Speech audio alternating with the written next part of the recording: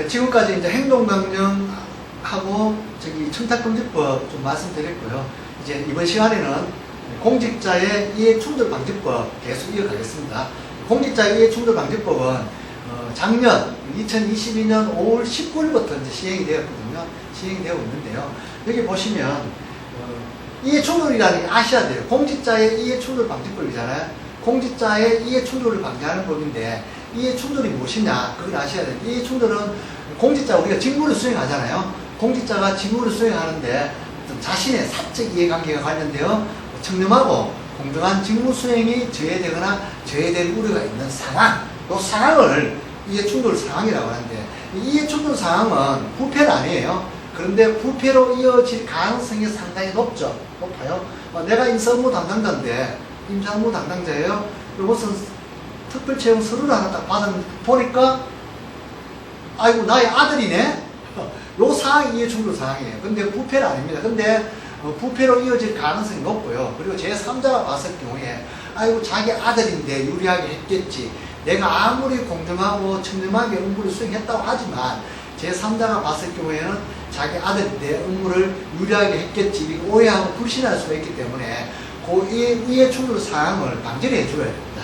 그게 사적 이해관계자 신고 및 회피 신청인데요. 그거 말씀드릴게요. 자, 예를 들면 고양이가 있잖아요. 고양이가 생선을 좋아하잖아요.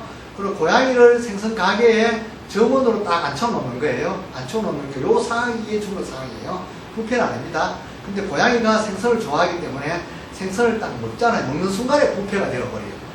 이해되셨죠? 이렇게 보시면 조금 쉽게 이해가 될 수 있을 건데요. 그러면 자, 이해충돌을 방지를 해야 되잖아요. 방지하는 것은 고양이를 생선 가게에서 빼고요. 송아지를 딱 앉혀놓는 거죠. 송아지를 앉혀놓는 것이 이해충돌을 방지하는 것이다. 이렇게 보면 좀 이해하기가 쉽습니다. 자, 이해충돌 이제 아셨죠? 제가 이해충돌에는 보면 이해충돌 방지법은 10가지 주요 내용이 있거든요. 공직자가 해야 될 신고 제출 업무 5가지, 공직자가 하지 말아야 할 제한 금지 행위 5가지, 이렇게 10가지 행위 기준이 있는데요. 오늘 다는 말씀 못 드리고요. 핵심적인 거 몇 가지만 말씀드릴 텐데요. 여기에서 가장 중요한 것은 사실은 사적 이해관계자죠. 사적 이해관계자 신고. 대한민국의 어떤 부패가 보통 보면 발생하는 게 개인의 어떤 욕심이나 이기심, 그것 때문에 발생하는 것도 있지만, 혈연, 학연, 지연 중심의 연구주의 문화, 정수주의 문화, 옹존주의 문화 때문에 발생하는 경우가 많거든요. 대부분은 아는 사람을 통해서 발생하는 경우가 많아요. 그래서 사적 이해관계자 신고, 회피 신청하는 거, 이것이 좀 중요하다. 그렇게 말씀드릴 수 있어요. 뒤에서 상세하게 오늘 말씀드립니다. 두 번째는 공공기관 직무 관련 부동산 보유 매수 신고인데요. 이 부분은 한국체육산업개발 주식회사는 부동산 보유 매수 신고 대상 기관이 아니에요. 부동산을 직접 취급하는 기관도 아니고 또 37개 개발 업무를 하는 기관도 아닙니다. 물론 우리 공직자분의 가족들 중에서는 또 이 취급하는 기관에 공직자로서 근무하고 계시는 분이 있을 수 있지만 현재 여기 계시는 우리 공공기관 공직자분은 대상 아니다. 아니기 때문에 넘어가고요. 직무관련자와의 거래신고는 직무관련자하고 나의 직무관련자와 어떤 금품 등을 거래한다든가 부동산 거래를 한다든가 다음에 각종 계약을 맺을 경우에는 신고하라는 거고요. 네 번째는 고위공직자 민간 분야 업무 활동 내역 제출인데 이거는 대한민국에 고위공직자가 5,400명 있습니다. 5,400명. 5,400명인데 그 중에서 지방의회 의원이 3,800명이에요. 3,800명인데 고위공직자는 공직자윤리법상 재산 등록 의무자 중에서 등록 재산 공개 대상자가 고위공직자래요. 지금 현재 5,400명인데 현재 한국체육산업개발 주식회사는 고위공직자 이해충돌방지법상 고위공직자는 현재 안 계십니다. 안 계시기 때문에 넘어가도록 하겠습니다. 물론 임직행동강령에서는 보면 고위공직자 민간분야 업무 활동 내역 제출해가지고 제출하게끔 되어 있습니다. 예를 들면 임원들 이상 있죠. 감사라든가 임원, 상근 임원 이상, 물론 당연히 대표 이상이면 당연히 고위공직자로 대상이 됩니다. 하지만 이해충돌방지법상은 아직까지는 신고 대상 아니다. 그렇게 말씀드리고요. 퇴직자 사적 접촉 신고. 퇴직자 같은 경우는 퇴직이 하신 지 2년이 지나지 않은 퇴직 선배님이 골프나 여행, 사행성 오락을 할 경우에는 신고하고 하라는 거거든요. 여기 이해충돌방지법 같은 경우는 실제로 신고하고 하면 됩니다. 신고 안 하면 위반이에요. 근데 신고하고 하면 됩니다. 하면 돼요. 신고 안 하면 위반이다. 그렇게 말씀드리고요. 또 제한금지 행위는 또 5가지가 있는데 여기 보시면 직무 관련 예우활동 제한 같은 경우는 직무와 관련하여 영리 행위를 하지 마라. 영리 행위를 겸직 허가를 확보할 수 있는 거는 겸직 허가를 확보하면 되는데 영리 행위를 개인적으로 했을 경우에는 위반이라고 말씀드리고 있어요. 예를 들면 저같이 이렇게 예외적으로 외부 강의 같은 경우는 신고하고 나오는 경우는 가능하고요. 또 겸직 허가가 가능한 경우는 겸직을 하고 하면 되는데 그렇지 않은 경우는 하시면 위반이다. 이렇게 말씀드릴게요. 대표적인 것이 보면 LH 기관에서 어떤 경매 있잖아요.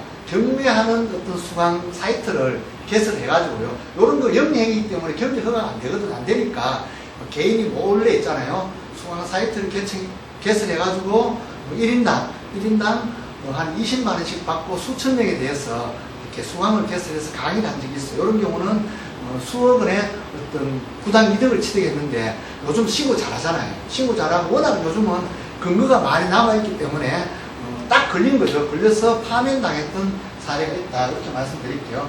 겸직 같은 경우도 이런 경우는 가능해요. 요즘은 공직자분들도 부자들이 많으세요. 부자들이 많습니다. 100억대 부자도 많으세요. 예를 들어 아파트 몇 채를 가지고 임대사업자 하는 경우 있어요. 임대사업자 하는 분 같은 경우는 업무에는 정해진 시장이 없잖아요. 이런 경우는 아마 겸직 허가를 내시면 승인이 해주실 거니까 그런 경우는 하시면 되고요. 또 뭐 유튜브 같은 경우 제가 예를 들면 내가 무슨 취미로 하려고 유튜브를 올리는데 그게 영상이 대박이 터져버린 거예요. 그래서 어떤 구독자가 1000명이 넘고 시청시간이 4000시간 넘었을 경우에 수익이 딱 발생하는 순간에 겸직허가 신청을 하면 그런 경우는 겸직 승인을 기관에서 해주실 겁니다. 겸직허가가 되지 않는 걸 가지고 개인적으로 영리행위했을 경우에는 위반이다. 이렇게 말씀드리고요. 또 그리고 가족 채용 제한 이런 거는 고위공직자 플러스 채용 업무 담당자가 가족을 특별 채용하면 안 된다. 단 어떤 공개 경쟁 채용에 의해서 채용했을 경우는 가능하다. 이렇게 말씀드리고 디테일한 부분은 오늘 말씀을 못 드립니다. 이런 사안 10가지 행위 기준이 있다는 정도만 아시면 돼요. 검증행위는 당연히 하면 안 된다는 거 아시잖아요. 신고 제출하면 이런 거 하려면 신고하면 되는구나. 이렇게 하시면 되고요. 세 번째 수의계약은 어떤 계약 업무 담당자가 있잖아요. 고위공직자 플러스 계약 업무 담당자가 어떤 가족, 그리고 여기 특수관계 사업자도 포함이 되는데 가족을 예를 들면 수의계약하고 체결하면 안 된다. 입찰에 의한 것은 가능하다. 이렇게 말씀드리고요. 혹시 이렇게 맞춤형으로 예를 들면 강의를 한다면 예를 들면 인사업무 담당자만 맞춤형으로 강의를 한다. 계약업무 담당자만 맞춤형으로 강의를 한다. 이럴 경우에는 보통 보면 그 분야만 특별하게 있잖아요. 한 2시간이면 2시간, 1시간 계속 사례를 가지고 이렇게 위반 사례라든가 가지고 강의를 하는데 오늘은 전체 모든 공직자분을 대상으로 하기 때문에 이런 사례 정도가 있구나 정도 행위 기준 정도만 알고 가시면 될 것 같아요. 자, 그리고 공공기관 물품 등 사업 수입 금지 이 부분도 말씀 뒤에서 드릴 건데요. 공공기관 물품은 있잖아요. 사적으로 이용하면 안 되죠. 특히 우리 지방자치단체장분들 공공기관 있잖아요. 이용하는 경우 많아요. 관용차, 전용차 같은 경우는 출퇴근 같은 경우는 해도 괜찮은데 이런 경우를 주말에 사적으로 이용하는 경우 있는데 뒤에서 말씀드릴게요. 그리고 직무상 비밀도 이용, 여기 참 보면 나머지는 다 징계 플러스 과태료입니다. 과태료인데 직무상 비밀도 이용 금지 이거는 경우에 따라서 형사처벌까지 받을 수 있어요. 7년 이하의 징역 또는 7천만 원 이하의 벌금 그리고 몰수 추징까지 당할 수 있다. 그래서 이 부분 또 말씀드릴게요. 물론 직무상 비밀 등 이용금지 이걸 일어나는 가능성은 아주 좀 희박하지만 우리 공직자분들로 봐서는 공기와 물품 등 사적 사용 수입 금지는 일어날 발생 가능성이 높은데 그래도 워낙 직무상 비밀 등 이용금지가 형사처벌이기 때문에 제가 뒤에서 말씀드릴게요. 일단 이렇게 10개 어떤 행위 기준이 있다.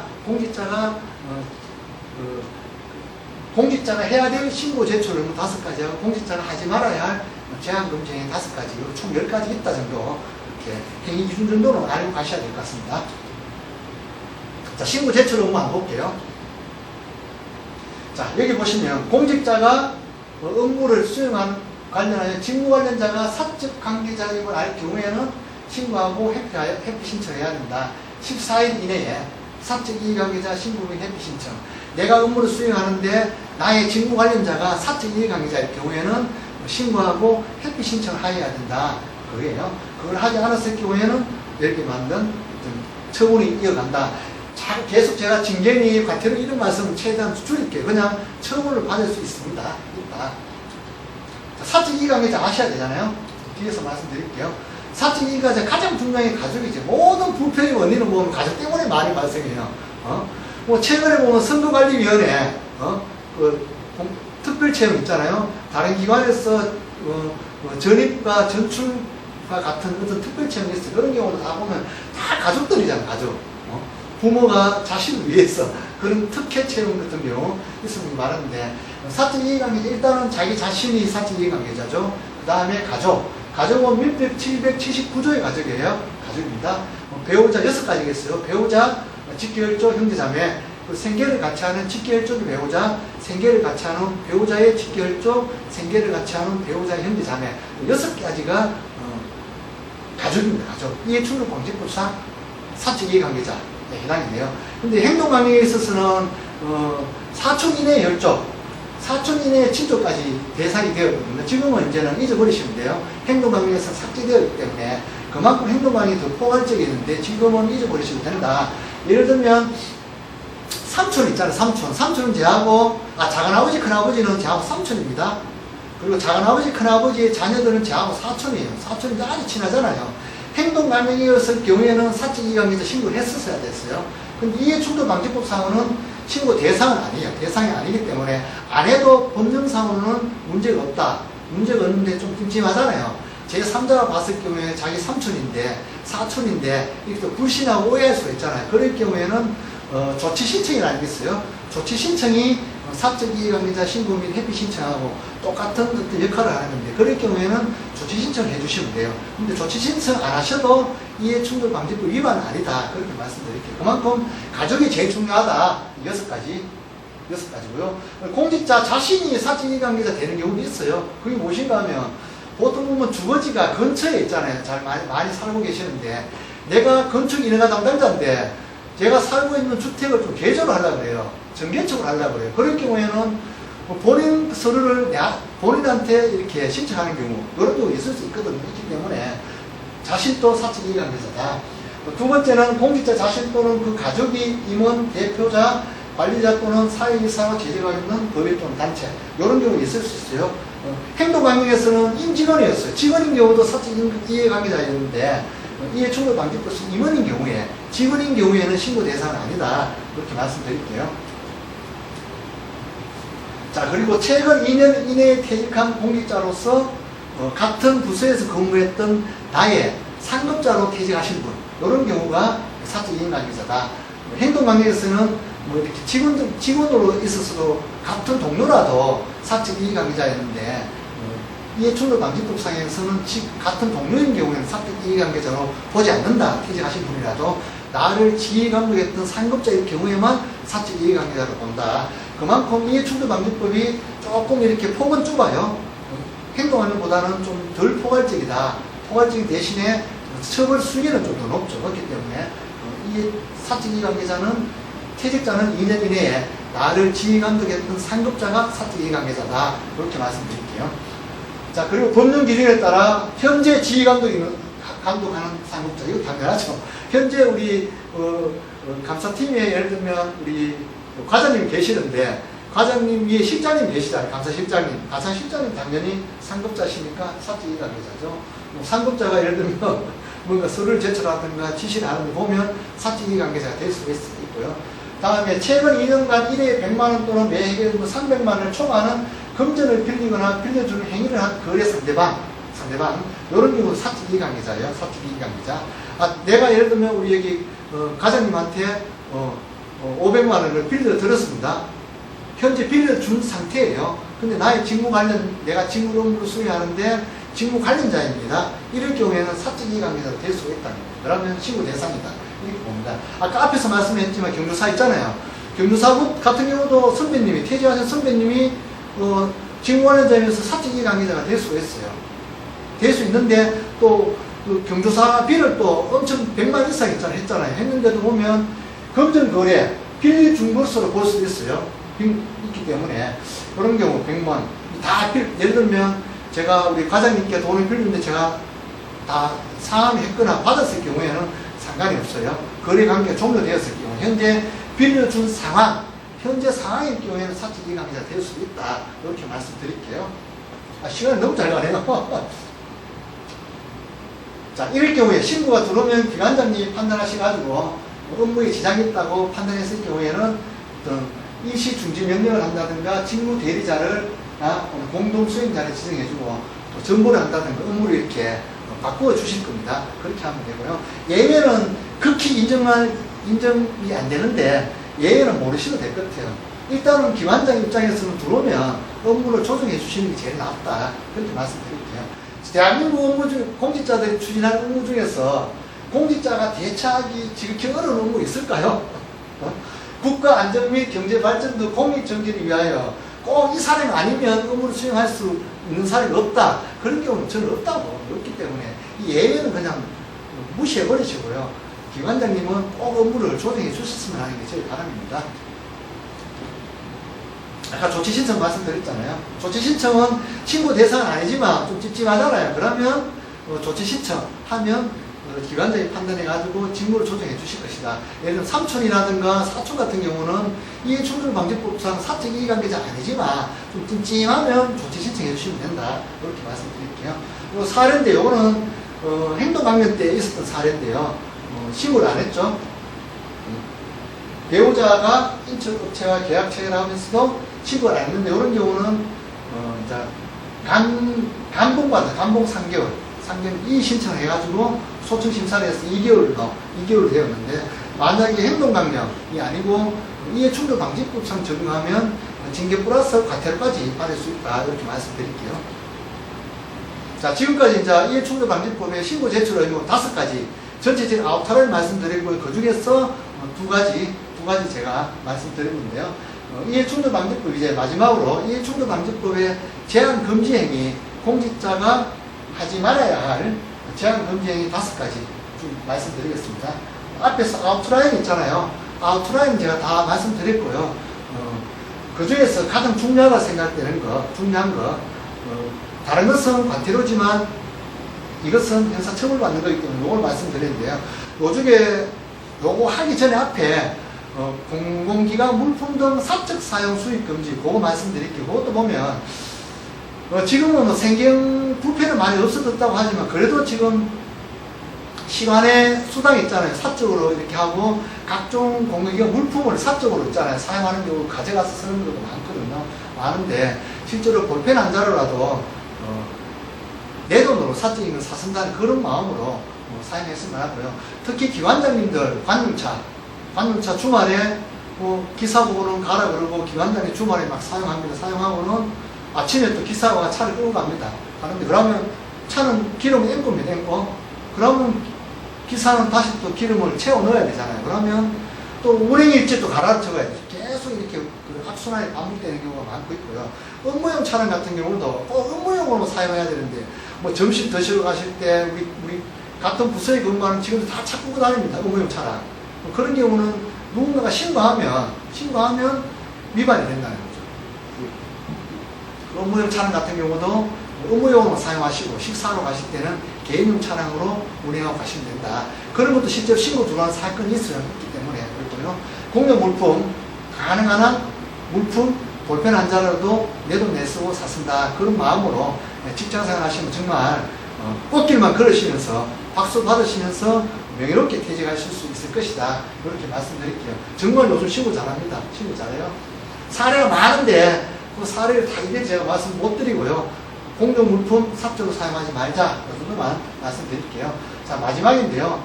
직무상 비밀 등 위험 금지입니다. 직무상 비밀 등 위험 금지. 요게 있잖아. 사실은 형사처벌까지 받을 수 있어요. 공직자가 여기는 이제 3년이에요. 퇴직자님 3년이에요. 2년이 아니고 3년이 지나지 않은 퇴직자도 해당이 됩니다. 그만큼 좀 더 엄격하게 이 비밀 정보는 유지가 되어야 된다 이렇게 보는데요. 공직자가 직무 수행 중 알게 된 비밀 또는 미공개 정보를 이용하여 자기 또는 제3자가 어떤 재산상 이득을 취했을 경우, 이랬을 경우에는 7년 이하의 징역 또는 7천만 원 이하의 벌금이라는 형사처벌을 받을 수 있고요. 공직자가 어떤 직무상 비밀 등 이용하거나 제3자를 이용하게끔 해서 재산상 이득을 취하지 않았더라도 그냥 이용만 해도 있잖아요. 3년 이하 징역 또는 3천만 원 이하의 또 벌금이라는 형사처벌을 받을 수 있다 이렇게 말씀드리고요.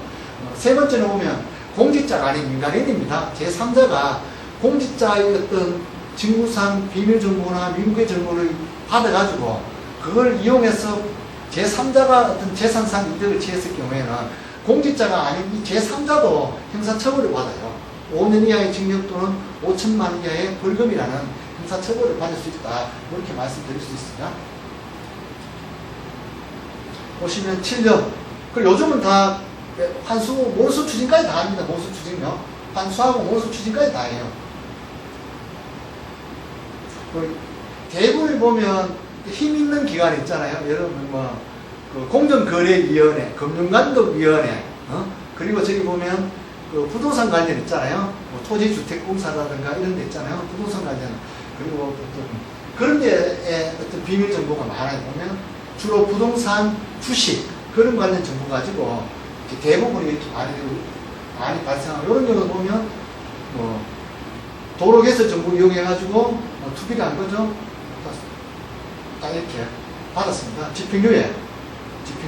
집행유예도 형사처벌이거든요. 징역 이상의 집행유예도 형사처벌이기 때문에 당연 퇴직입니다. 당연 퇴직이고 추징금까지. 요즘 추징금 환수하고 뭐 금액이 없으면 몰수하고 뭐 없으면 추징까지 하고요. 모자라면 그 다음에 토지까지 다 몰수해버려요. 요즘은요. 다 몰수해버립니다. 그냥 뭐 징역만 때리는 게 아니에요.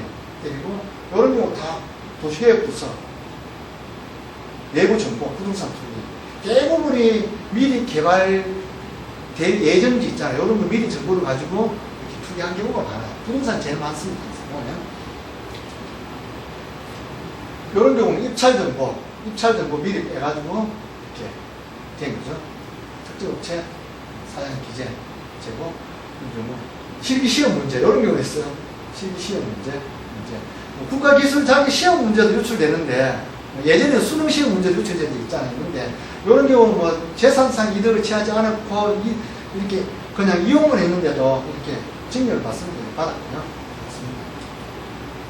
뭐 공정거래위원회나 이런 데 보면 뭐 예를 들면 뭐 금융감독위원회 이런 데도 보면 특히 공정거래위원회 보면 기업체 이렇게 조사를 나간다는 이런 과정에서 보면 A라는 모 업체가 1조 원짜리 해외 뭐 건설 수주가 있네. 조만간에 발표할 것 같아. 주식 사는 거예요. 주식 사가지고 딱 일주일 후에 수주 발표하면 대박 터뜨리는 거죠. 상이 따상 치는 거예요. 그럼 딱 빠져나오는 거예요. 그런 경우. 다 이런 거 다 예전에 진짜 인터넷이 발달되지 않고 전산이 발달되지 않았을 때 많은 부분이 부자가 되었겠죠. 그 부자가 되었던 자녀들은 지금도 잘 대대로 지금 이렇게 부자로 살고 있겠죠. 하지만 지금 세상이 많이 바뀌었고요. 그리고 지금은 신고하시는 분들이 너무 많아요. 공익신고하는 게 많기 때문에. 공익신고 같은 경우도 뭐 경우에 따라 30억까지 보상금 받을 수 있고요. 보상금도 지금은 또 올랐잖아요. 5억으로 지금 올랐기 때문에 받고 있기 때문에 공익신고 같은 것도 기하급수적으로 늘어나고 있다. 이렇게 말씀드릴게요. 그만큼 직무 관련상 비밀정보나 이용정보를 잘 이용해 주셔야 된다고요. 사례 한 몇 가지만 보고 오늘 마무리할게요. 이것도 지난번에 제가 말씀드릴 건데요. 제가 강의 교환을 좀 이렇게 가끔 한 1년 단위로 업데이트 하다 보니까 좀 업데이트가 되진 않은데요. 뭐 내년에는 좀 많이 대표적으로 업데이트 할 건데요. 지난번에 7월 달에 제가 강의 와서 한번 말씀드렸던 사항입니다. 요거는 이제 LH하고 직접적인 연관은 없어요. 2021년도에 LH 사건이 딱 터지면서 국가합동수사본부가 결성이 되면서 그렇게 수사관 한 1,300명이 우리 공직자분들 부동산을 전수를 조사했습니다. 아마 몰래 조사했겠죠. 했는데 딱 걸렸어요. 포천시청 공무원인데요. 40억 주고 땅을 샀습니다. 본인이 이 업무를 하고 있을 때 땅을 샀습니다. 예정지를 알고 샀는데 1년도 안 돼가 100억이 되어버렸습니다. 근데 중요한 거는 이 40억 있잖아요. 40억에 자기 돈은 2억밖에 들지 않았어요. 38억은 은행에서 대출을 내었거든요. 확실하지 않으면 어떻게 38억을 대출을 내가지고 이렇게 투자를 할 수 있을까요? 근데 딱 걸렸죠. 누가 신고했죠. 그럼 신고 잘하잖아요. 신고했는데 딱 걸렸습니다. 걸려가지고 1심에서 징역 3년 받았고요. 100억 재산 몰수, 부동산 몰수됐고요. 억울하다 항소했습니다. 항소했는데 2심에서 작년 4월달에 2심에서 똑같이 징역 3년에 토지 몰수, 100억 몰수 다 했는데요. 억울하다고 상고를 했습니다. 대법원에 상고를 했는데 지금 1년이 지났는데도 아직 결과가 안 나오고 있는 것 같긴 해. 계속 진행 중에 있는 것 같습니다. 제가 보니까 지금 우리나라 정서상 아무리 그래도 뒤집기는 좀 힘들지 않겠나 이렇게 봅니다. 조직에서 파면되었습니다. 파면되었고 배우자 같은 경우도 공범으로 봐서 같은 포천시청에 근무하는데요. 정직 받았습니다. 정직이 아니고 견책 받았어요. 견책 받은 사건이다. 부부 같이 징역을 주지 못하잖아요. 그러다 보니 배우자는 견책 받고 현재는 배우자는 종결되었고요. 지금은 대법원에서 아직까지 진행 중에 있다. 이렇게 말씀드릴게요. 자, 요거는 이제는 재산상 이득은 아니지만 어떤 직무상 알게 된 비밀 정보나 미공개 정보 이용한 거죠. 시험 문제 유출 사건이 많이 나잖아요. 고등학교 숙명여대 사건 같은 것도 있지만 특히 요즘은 고등학교 성적이 대학 진학에 작업을 하다 보니까 수행평가 문제라든가 중간고사 문제 유출이 많이 되고 있거든요. 많이 되고 있어요. 그리고 한 4년 전에 모 고등학교에서도 또 시험 문제 유출 사건이 있었는데 행정실장님하고 학부님하고 짬짬이가 된 거예요. 그래서 행정실장이 인쇄실에 있는 문제를 중간고사나 기말고사 문제를 유출했는데 딱 걸렸죠. 걸려서 징역받았던 사건이 있었어요. 학부모님하고 두 분 다 징역받았고 교장선생님, 교관선생님은 관리 책임을 가지고 징계를 받은 사안도 있었다. 그리고 시험지 문제 유출이 많이 나오고 있다. 이거 대학교 사례인데요. 대학교인데 대학교 같은 경우도 이 성적이 있잖아요. 성적이 장학금에 관련되고 또 유학 가는 데도 관련되고요. 또 취업하는 데도 관련되고 이래 하다 보니까 유출 사건이 일어난 사건인데 이런 경우는 아버지가 교수님에게 어떤 관련 있잖아요. 자녀가 수업 듣고 있는 교수님에게 관련 자료를 받아가지고 자녀에게 제공을 했던 사건인데요. 교수님 좀 안타깝지만 징역 4개월 받았어요. 집행유예 1년. 징역 받으면 일단은 당연 퇴직이죠. 당연 퇴직인데 학교에서는 해임 처분 받았어요. 파면 해임인데 해임 처분 받았고 억울하다고 항소를 했어요. 항소했는데 2심에서도 똑같은 결과가 나왔습니다. 나왔는데 거기에서 대법원까지 가지 않고요. 교수님이 더 이상 포기하고 확정되었던 사건이에요. 그만큼 직무상 비밀 정보를 잘 이용해 주셔야 됩니다. 잘 관리를 해 주셔야 된다. 이렇게 말씀드리고요. 제가 말씀드리고 싶은 것은 우리 공직자분들은 업무를 수행하는 과정에서 직무를 수행하는 것은 어떤 공적인 어떤 법을 집행하잖아요. 법을 집행하다 보면 많은 정보를 가지고 있어요. 예를 들면 한국체육산업개발 주식회사에 계신 공직자분들도요. 특히 인사팀에 계신 분들은 뭐 민원인 아니더라도 내부 직원들 개인 정보만 엄청나게 갖고 있잖아요. 그리고 또 예를 들면 임대 업무라든가 대관 업무 하시는 분들도 그 회원들 있잖아요. 회원들 어떤 정보 같은 경우 많이 갖고 있어요. 이게 갖고 있는데 이런 경우를 좀 유출하시면 안 된다. 그렇게 말씀드리고 싶고요. 입찰 정보 같은 경우도 유출할 수 있잖아요. 이 정보를 잘 관리해 주셔야 되지. 괜히 있잖아요. 뭐 이 정도는 괜찮겠지 싶어서 턱 전화번호 하나 관려드리는데 그게 경우에 따라서는 부메랑이 되어서 우리 공직자분이 큰 피해를 볼 수 있어요. 공직자분 혼자만 피해보는 게 아니고 경우에 따라서는 같이 근무하고 있는 동료분들도 피해볼 수도 있고요. 또 진짜 중요한 것은 내가 아끼고 사랑하는 나의 자녀, 형제, 자매, 부모님들까지 같이 공범으로 피해를 볼 수 있거든요. 얼마나 안타깝습니까? 안타깝기 때문에 비밀 정보, 개인 정보까지도 잘 관리를 해주셔야 된다. 이렇게 말씀드리고 있습니다. 한 가지만 더 말씀드리면 이석준 씨 사건이라고요. 이석준 씨 사건이라고 어떤 스토커, 이분이 어떤 여자분을 스토킹하고 이렇게 어떤 성적인 어떤 행위를 했는데 여자가 신고를 했는데요.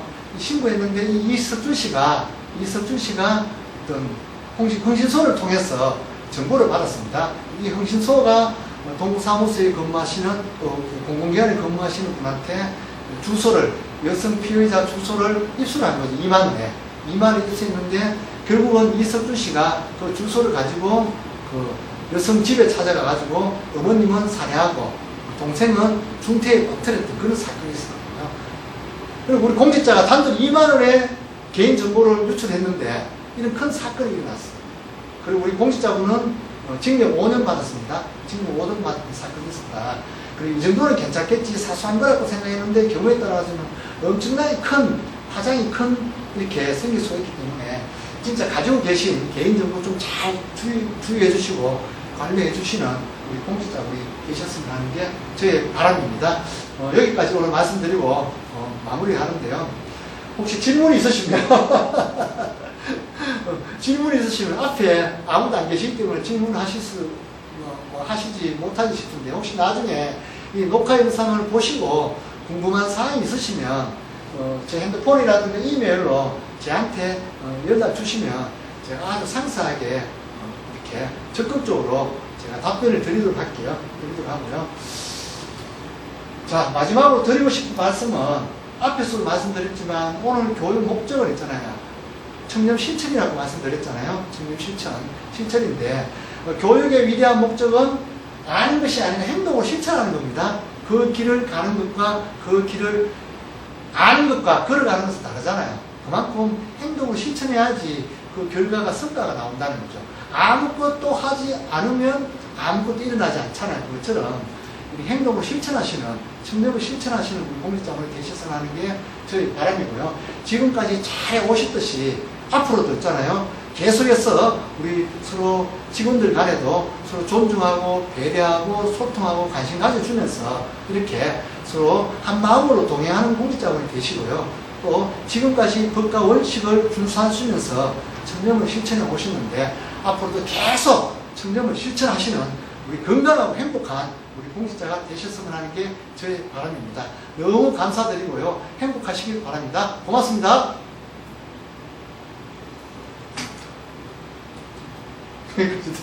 수고하셨습니다.